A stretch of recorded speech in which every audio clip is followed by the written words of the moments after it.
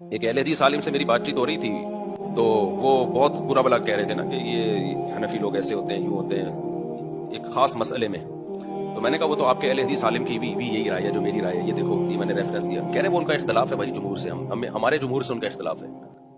تو میں نے کہا دیکھو آپ نے جب ان کی بات آئی ہے تو کتنے احترام سے آپ نے کہا کہ یہ ان کی ذاتی رائے ہے، یہ ہم پر حجت نہیں ہے. لیکن وہی قول جب میں کر رہا ہوں تو پھر آپ نے یہ نہیں کہا کہ یہ ان کی ذاتی رائے ہے. آپ نے جو ہمارے خلاف کلپ بنایا ہے وہ کتنی بدتمیزی سے بنایا ہے. اس کا مطلب آپ کو ہم سے بغض ہے. علمی اختلاف بولتے کیوں نہیں بھائی؟ نہیں ہے. تو مارکیٹ میں جو چل رہا ہے وہ بتا رہا ہوں آپ کو. کسی اور کے بارے میں رپورٹیں پیش کرنا مقصد نہیں ہے.